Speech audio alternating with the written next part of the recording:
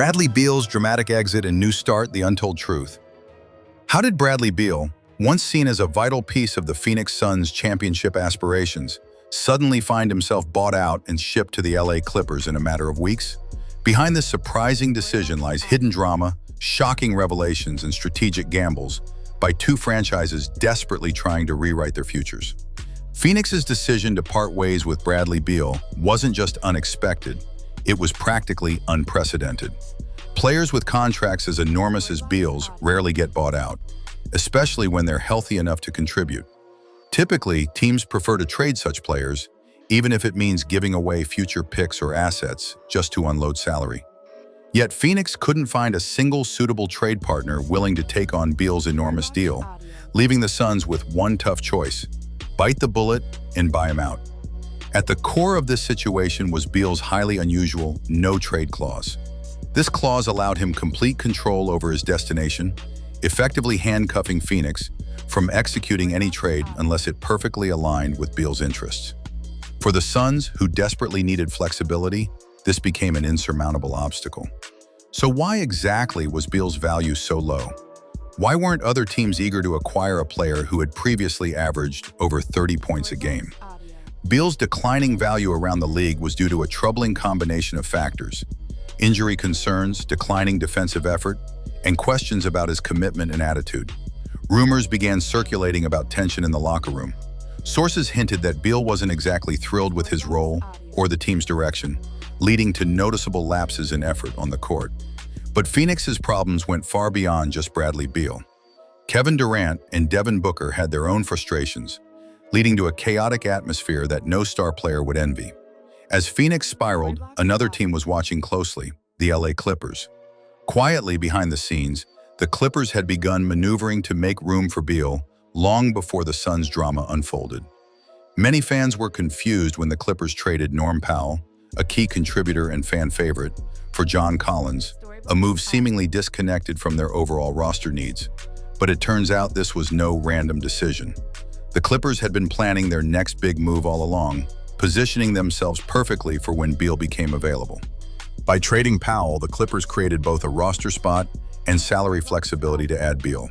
Their gamble paid off beautifully when Phoenix inevitably cut ties, and Beal became available at a shockingly affordable price. By signing him on a much cheaper deal, LA kept their future financial options open, strategically setting themselves up for significant flexibility in the 2026 offseason. Yet adding Beal to the Clippers isn't without its risks. The Clippers are assembling an explosive but potentially volatile core of Beal, James Harden, and Kawhi Leonard, three extremely talented yet ball-dominant stars. Speculation is already rampant about how these personalities and playing styles will mesh. Harden's infamous reputation for demanding the ball, Kawhi's unique playing style and injury concerns, and Beal's past conflicts over roles could make this either a championship-winning experiment or a spectacular failure. There's also speculation regarding Beal's position in the lineup. While it seems clear Beal expects to start, especially considering other teams like Milwaukee offered him significant roles, internal Clippers discussions suggest that Beal coming off the bench isn't completely off the table if things don't click immediately. This could lead to significant friction later in the season. Sources close to Beal have emphasized he's not interested in a secondary role. Could this become a ticking time bomb if the Clippers struggle early? Looking ahead, the stakes become even higher when considering Beal's free agency situation in 2026. With unrestricted free agency approaching, Bradley Beal's upcoming season in LA isn't just a chance at redemption. It's a crucial audition.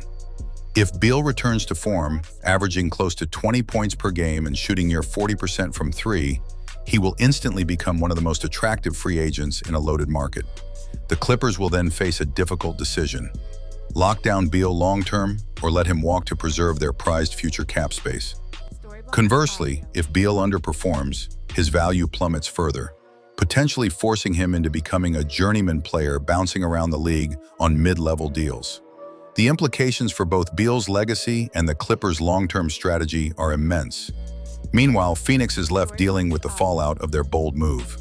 Beal's buyout leaves a massive amount of dead salary on their books, severely restricting their future options. Their aggressive spending and lack of draft picks leave them almost entirely dependent on Devin Booker and Kevin Durant staying healthy and happy. A risky proposition given their recent history. Questions about Phoenix's internal culture continue to grow. Reports hint at deeper issues involving player frustration and questionable decision-making at the executive level. Booker's massive extension secures his financial future, but does it also trap him in a situation with limited championship potential? Durant, once excited about the Suns' championship prospects, now faces uncertainty about the direction of a franchise seemingly stuck in a perpetual state of panic.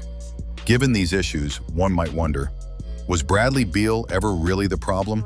Or was he simply a convenient scapegoat for deeper organizational dysfunction? While his flaws are clear, poor defense, inconsistent effort, and health concerns, it's undeniable that Beal's talent remains elite offensively.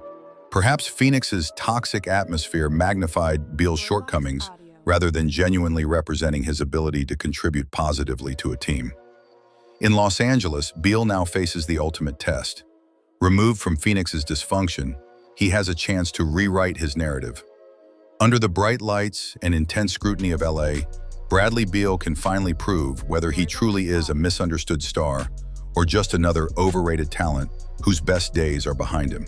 The Clippers' bold gamble adds an exciting layer to an already loaded Western Conference. Teams like Denver, Oklahoma City, and Houston have all improved significantly, setting up fierce competition.